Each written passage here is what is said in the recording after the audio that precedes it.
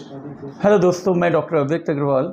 मैं आपको आज सिखाने वाला हूँ या बताने वाला हूँ कि एलर्जी टेस्ट कैसे किया जाता है, जो कि मॉडिफाइड स्किन प्रिक टेस्ट होता है। ये एलर्जी टेस्ट का बहुत ही बेहतर तरीका है, जो कि पेनलेस भी होता है मरीजों के लिए, और इवन छोटे बच्चों का किया जा सकता है। आप जानते हैं कि एलर्जी संबंधित बीमारियां बहुत कॉमन हो गई हैं। लगभग 20 से 25% लोगों को आजकल के पॉल्यूटेड एनवायरनमेंट की वजह से, खान पान में बदलाव की वजह से एलर्जी संबंधित बीमारियां हैं। एलर्जी संबंधित बीमारियों में स्किन एलर्जीज हैं, जैसे कि एटॉपिक डर्मेटाइटिस, अर्टिकेरिया के केसेस। वहीं सबसे कॉमन जो हमारे पास केसेस आते हैं खासकर बच्चों में, वह हैं नाक से संबंधित एलर्जीज या अस्थमा के केसेस।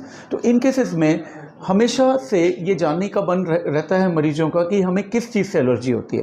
तो उसके लिए एलर्जी टेस्ट किया जा सकता है, जिससे हमें जानकारी मिल सकती है। लेकिन एलर्जी टेस्ट के साथ पेशेंट की हिस्ट्री बहुत इंपॉर्टेंट है।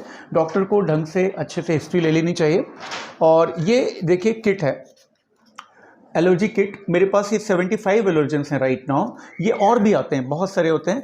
डिपेंड करता है कि पेशेंट को किस तरह की प्रॉब्लम है, उस हिसाब से इस किट का हमें या एलर्जेंस का हमें सिलेक्शन करना होता है। इसके बाद सुमित मेरे असिस्टेंट है, सुमित आ जाइए। इन्होंने ये बना दिया है मेरे हाथ में। मैं खुद पर आज एलर्जी टेस्ट करवा रहा हूँ। तो ये कुछ एलर्जेंस का इन्होंने बॉक्सेस बना दिए हैं। यहाँ पर ये इनमें से इन वायल से एलर्जन ड्रॉप करते जाएंगे पहले। ठीक है, तो सुमित शुरू करते हैं।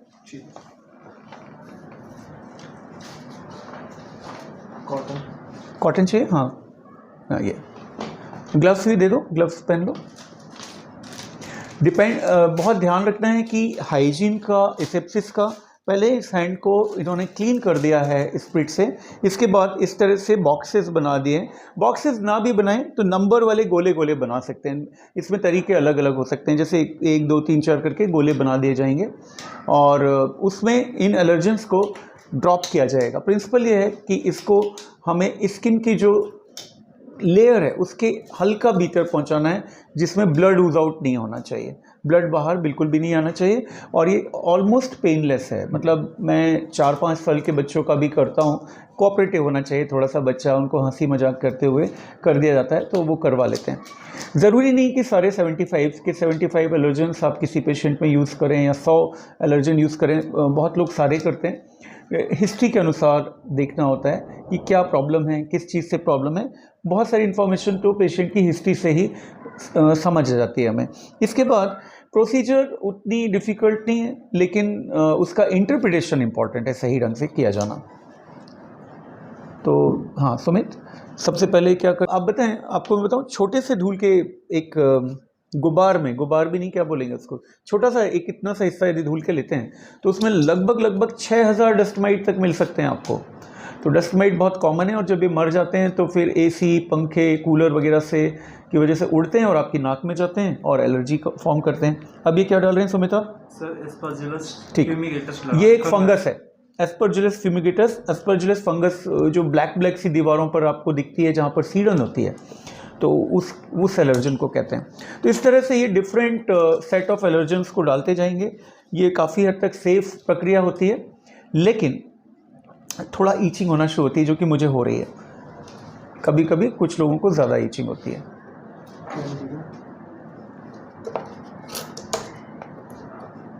आमतौर पर ये सेफ होती है और सीवियर एलर्जिक रिएक्शन या कुछ और प्रॉब्लम इस प्रोसेस में नहीं होती है, लेकिन इस सब से प्रिकॉशन लेकर चलना चाहिए डॉक्टर को, जैसे कि किसी भी अन्य प्रोसीजर में होता है।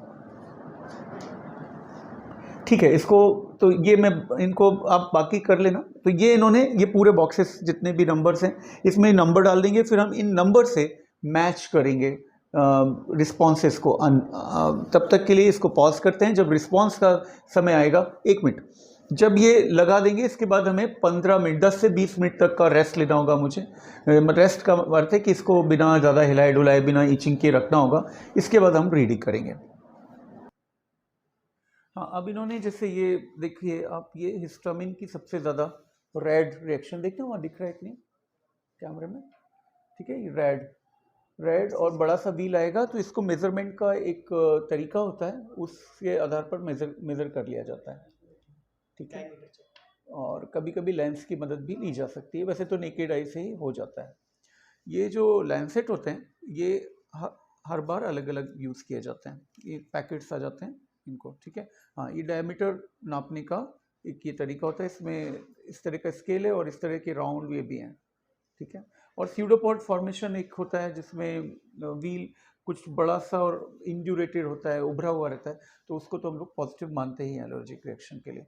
तो ये था मुझे कुछ एलर्जन पर, बस मैंने आज डिमॉन्स्ट्रेशन के लिए खुद पर लगा कर देखे, क्योंकि किसी भी पेशेंट को जब हम लोग करते हैं तो मैं नहीं चाहता था कि उनका रिकॉर्ड किया जाए। Thank you very much. मैं उम्मीद करता हूँ कि एलर्जी टेस्ट से संबंधित जो उत्सुकता होती है लोगों को कि कैसे किया जाता है, क्या रिजल्ट होते हैं, इसमें जो रिजल्ट आते हैं वो इंटरप्रेट करना सही ज़रूरी है। ज़रूरी नहीं कि जो मतलब कई बार फॉल्स पॉजिटिव भी हो सकते हैं और फॉल्स नेगेटिव